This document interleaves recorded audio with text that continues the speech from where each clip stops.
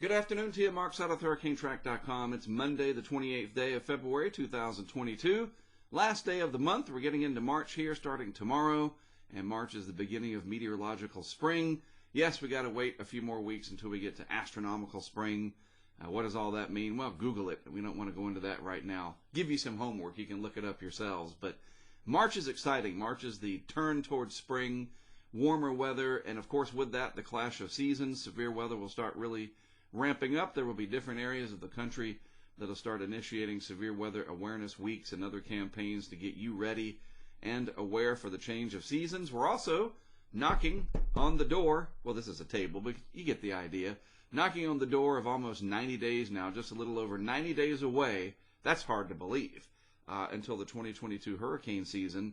And there's a lot we're going to have to really start paying attention to. We've got conferences coming up. Next month, the National Tropical Weather Conference down in South Padre Island. Hooray for that. Back in person. Lots to talk about. And then we've got the National Hurricane Conference in Orlando. That is in mid-April. I will be presenting at both of those conferences. How I'm going to squeeze 2019, 2020, and 2021 into 15 to 30 minutes is beyond me. Going to have to put me on 5 times normal speed or something. That's for me to figure out. All right, so enough of that. Let's go from the monologue there to what's going on in the world of the tropics. Well, this is an interesting thread here from Tyler Stanfield. That is a smart person that I follow, a grad student up at Virginia Tech. Tyler knows his stuff, and he was tweeting recently, about a week ago, that we've got an easterly wind burst here going across the equatorial Pacific, and it's basically putting the brakes on the development of El Nino by the fall. This is very, very important. People are watching this. I'm watching this. There's different ways that we can keep an eye on this. And part of it is looking at the way the wind patterns are across the tropical Pacific and how they affect these upwelling and downwelling Kelvin waves. All just fancy terms and ways of monitoring what's happening in the tropical Pacific. He goes on to talk about how the western Nino regions, and these are these areas right over here, they were warming pretty solidly over the last several weeks since January as the warmer subsurface associated with one of these downwelling Kelvin waves propagated. And again, these are just fancy terms explaining how the different ways that the wind and the pressure patterns are across the Pacific lead to either subsurface warming that expands and then eventually makes its way to the surface, or subsurface cooling that also sometimes can make its way to the surface, and you get either El Nino or La Nina. And we can track all of this stuff in real time. It's pretty fascinating. And so he goes on to talk about this, that it looked like, just to boil it down, that back in January, maybe we're going to be headed towards a warmer INSO, El Nino Southern Oscillation phenomenon. But since then, recent observations show how much a easterly wind burst, that's a strong burst of easterly trade winds, has set back that warming trend, even with the Nino 4 area, and that is this area out here, starting to dip back towards La Nina temperature thresholds. So we've basically had some really strong easterly winds across here, all across these Nino regions, helping to keep the warm water pool at bay, all the way over in the western Pacific where it usually resides. It's being shoved over there by these strong winds coming across the Pacific because the pressure pattern is such that that's the setup. And we can watch that through the SOI here, the Southern Oscillation Index. Pretty rapid rise here in recent days as we went through, well, actually weeks here, the end of January into February. Then it's been really steady. But the numbers are really fascinating to me here. The contributor for today is a solid 12. And this is just an index. It's not a measurement of something. It's just like the stock market. It's just an index of accumulated numbers that are themselves readings, pressure differences between Tahiti and Darwin. Darwin, of course, being in Australia. And when these numbers are positive, like we're seeing here, usually north of 5 or 6 or 7 points, depending on what agency you look at, the Bureau of Meteorology in Australia, usually says about 7 points or higher. Then we're in La Nina. The overall atmospheric state is La Nina-ish, and that's what we're seeing here. The 30-day average, +8. You know, you can, if you want to play round it up, call it +9. You know, if you go to the next whole number up, and even the 90-day, very similar there at +8 if you round it up. And today's contributor, like I said, is a solid 12. So the SOI not indicating that we're headed towards El Nino at all. That pressure pattern just not there. So we see a continuation of lower pressures over here. This is an oversimplification of it. Higher pressure in the eastern side of the Pacific. So your net flow of air is from high pressure to low pressure, and it really keeps this going, keeping that warm water pool pushed literally into the western Pacific. And it does other things. It creates upwelling where you bring up the colder water in the eastern Pacific, and it just stops. And that's basically Tyler's whole point here. It really has thwarted this major setback towards having an El Nino develop. And I really wanted to hammer this and make this point very clear, because we're getting here to within 90 days of the start of the hurricane season, and these next 3 months, I just don't see a way that El Nino is just going to suddenly come on. It would be an epic collapse of a lot of these models and just our observation tools, that these indices don't indicate. Yes, I know there's also the Falcons and the Patriots game, but that's football. And if you get the analogy there, yes, anything can happen, but this is meteorology, it's not football, right? But I just don't see that we're going to get an El Nino. It's not happening in everything we're looking at. And part of that is the global, I finally dug this map up for you, the global sea surface temperature anomaly map here from the NOAA Coral Reef Watch. Used to be the NOAA NESDA site, but whatever. There's the La Nina sticking out very prominently across a huge part of the Pacific. Again, those trades nice and strong across here. Easterly wind bursts, stronger trades, keeping that going. The warm water pool being thwarted and pushed over to the western Pacific near the Philippine Sea, north of New Guinea, and the maritime continent region all over in the Westpac. And then the Atlantic, warm, pretty much like a horseshoe here. Very, very noticeable. A classic general AMO positive look. Not the strongest that we've ever seen, like 05, 2010. But this is a pretty solid signal here for a busy hurricane season as we end the month of February. Now, will this look the same a month from now? Probably. I just don't see much that's going to rattle this and change it significantly. But we'll see. That's the good thing, is we can watch this. So if we zoom into the different regions, I mean, this really sticks out here. Pretty warm tropical Atlantic. The subtropical Atlantic also warmer than average. The Northwest Atlantic still, year after year after year. I mean, look at this. What the heck is going on off the coast here of the mid-Atlantic states? Wow. I mean, we're talking 5 Celsius above the long-term average. We're close to 7 degrees Fahrenheit. You would notice that. If you changed your bathtub 7 degrees Fahrenheit, one way or the other in temperature, you're sitting in that nice bath and you warmed it up 7 Fahrenheit, you'd notice. That's a lot of extra warm water up there. That'll have implications on moisture content of the atmosphere, rainy patterns when we get fronts that stall across the area later in the spring and summer. And these warm anomalies, extra fuel for tropical cyclones. Once we get to the season, especially the heart of the season, all of this stuff is going to really start to come together and really start to matter here. And then there's the La Nina in the Pacific, and even areas off of Mexico here, just a small region of slightly warmer sea surface temperatures there than average. Everything else is generally colder than average, while the Atlantic is almost exclusively warmer than average. The setup's there. I mean, we're getting close here. Zooming in on the Gulf of Mexico region even further. I love these maps. Maps are great. Look at this. Very warm Gulf overall. Even the shelf waters up here in and around the Mississippi coast, the Florida, Alabama coastlines, all have warmed up to anomalously. That means a departure from something, in this case, the anomaly. positive anomalies now pretty much everywhere. The central Gulf very much warmer than it should be. And this, my friends, is going to have a lot of implications. Go back to the larger map on the severe weather season. You get a big high sitting out here over the Atlantic. The Bermuda high setting up in the spring. The return flow around it, pumping that Gulf moisture right into Tornado Alley. And we get these fronts coming in.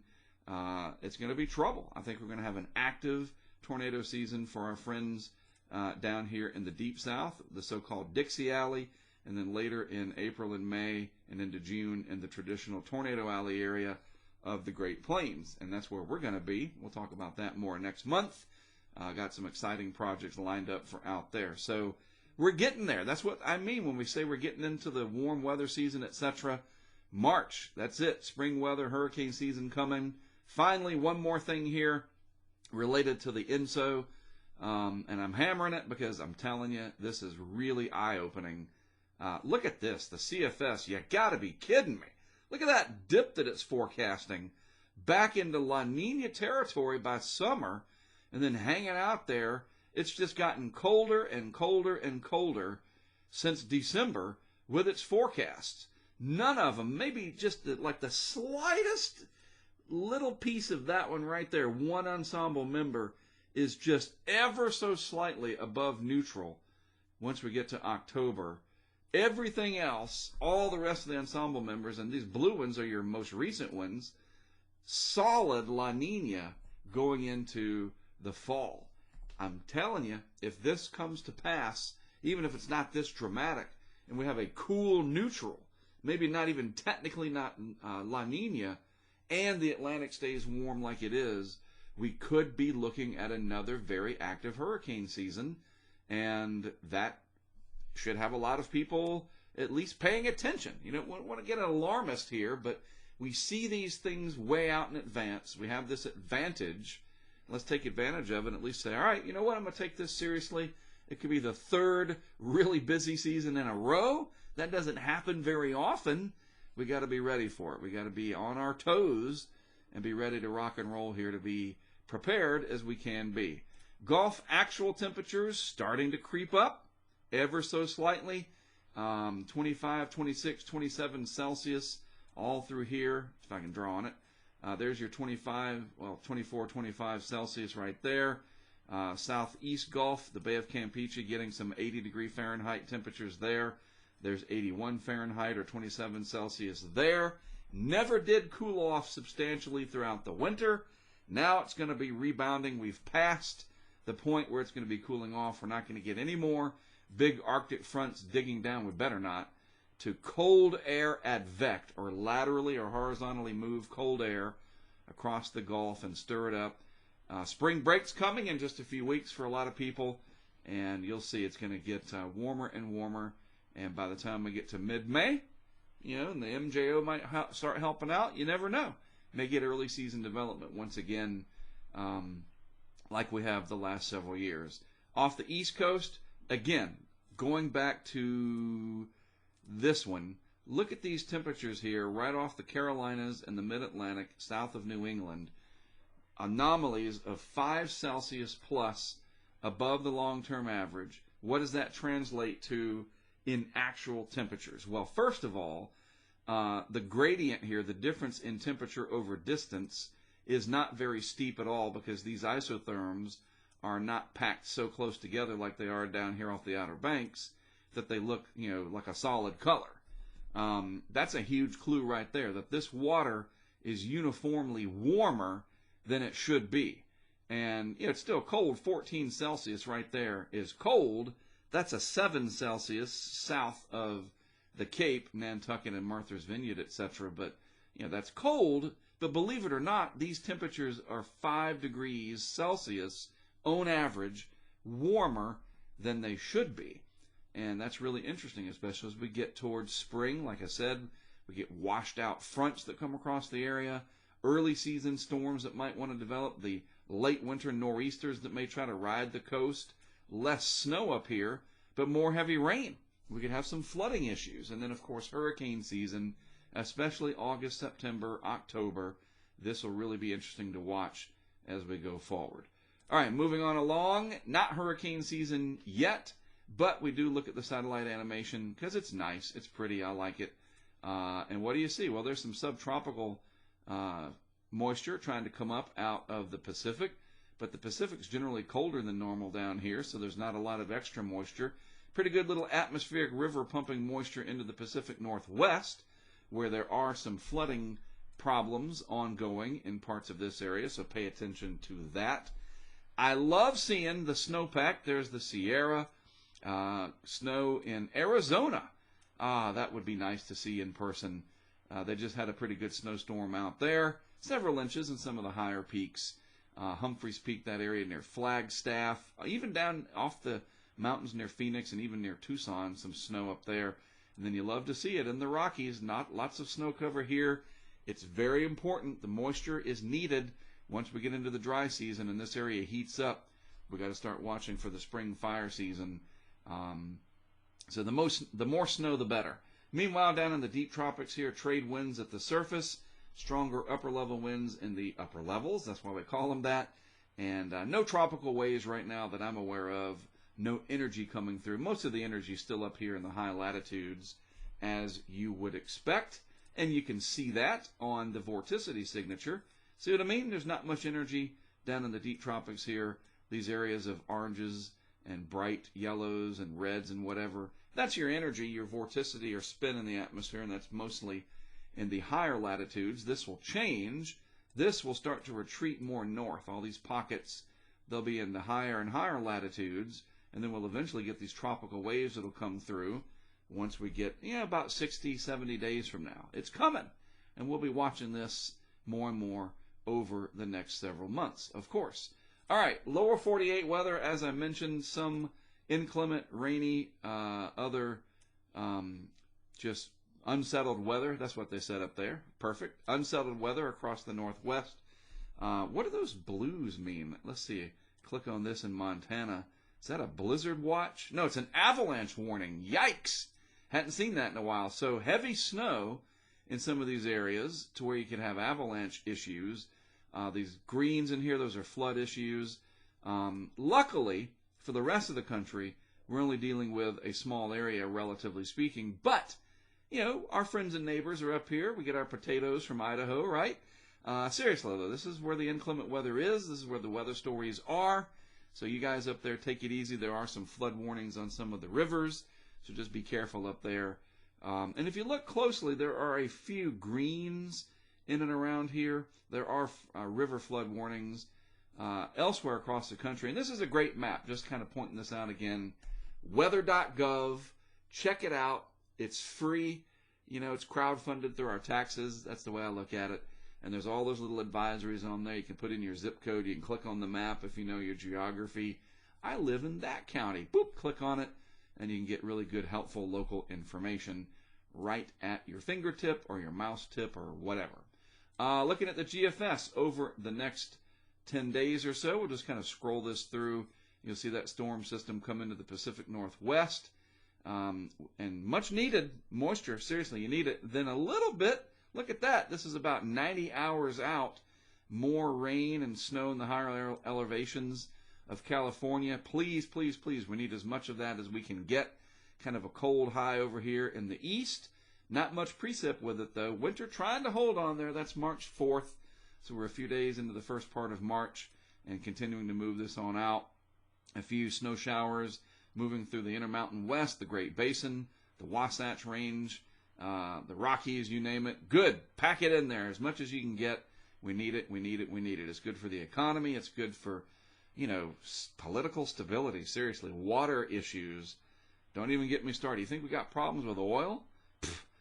Wait until we start running out of fresh water. Hopefully that doesn't happen in anybody's lifetimes. So we do need it. We need that moisture. And now we're out beyond the 6-day time frame. Let's go to a week, which is right there. A little bit of snow in the upper Midwest. Maybe some severe weather down south. And look, there's your signature. The high offshore there. Bermuda High setting up shop. That return flow coming around the backside over the warm Gulf waters. The setup is going to start getting there. The farther, whatever it is, into March, The further into March or whatever, March is a time frame because I think you say further, right? The deeper into March we go. There we go. Got to be grammatically correct. The severe weather will become more and more of an issue, but at least for the next few days, not an issue to speak of at all. So we don't even have to really look at the individual days here from the Storm Prediction Center, but we'll be visiting this more often over the coming weeks. All right, we are on Twitter, Facebook, YouTube. I'm on Instagram as well. I got to post more on Instagram. I don't get it. I mean, it used to be pictures of like food and flowers and artwork, and now it's like stories and crazy videos. And like, what the heck? So anyway, we focus on Twitter is my go-to. I really like Twitter. CJ helps a lot with the Facebook. I post on Facebook from time to time. And then YouTube, that's where most of you are watching this, and most of you have come from. So don't forget, if you're watching on YouTube, subscribe to the channel. Put the little bell up there, notify yourself if we upload a video, especially when we go live. And proud to always say that we are supported through Patreon and our HurricaneTrack Insider site. We're now using Discord. I love that. And we got a lot coming up for the next year ahead. So if you want to get on Patreon, that's how you can do it. Just aim your phone. Just take your smartphone, put the camera on, and put it at that QR code, or just download the Patreon app or go to patreon.com and search HurricaneTrack. And there we are. Join us and be a part of what we're doing. Help to shape the future of it. Get on our insider site. Get on the Discord with us. You name it. We got it. And we appreciate you very much. All right. That is about it from me for this week. A couple more months to go, and then these will become more frequent, especially as we get into the warm season and we see some severe weather activity. But for now, these will remain basically a once-per-week deal. I am working on lots of projects in the background, still developing Hurricane Highway episodes. I'm getting ready to release the 5th episode, Hurricane Isaias, to the public. It's been available on Patreon for a few weeks now. They are the ones that support it, so they get to see these things first, of course. And then the 6th episode, I'm a little behind, admittedly, but it's when you produce your own streaming series, it's time-consuming. But I'm working on the Laura episode. It's about 80% finished, and that'll be ready sometime in the coming month, all right? And then we keep on moving through. 2020, we got Sally and Delta, and then Zeta and Ada, and then I'll work on 2021. And maybe I can get all these things caught up by summer, and then we see what the 2022 season, which would be season 4 of our series. That's crazy, isn't it? But I enjoy it. I appreciate the feedback I get from you guys about it. Look for the Isaias episode. You know what? I'll probably do that this evening. Just go ahead and make it publicly available. It's on YouTube. You can search for it, or it'll just pop up. Hey, if you subscribe and select notifications on, you should get notified when I make that available. All right? There you go. We got a deal. Have a great rest of your Monday and a great rest of the month. See you later, February, and welcome into March. As always, thanks for tuning in and listening to me. I appreciate it. I'm Mark Sudd with HurricaneTrack.com. I'll talk with you some more next week.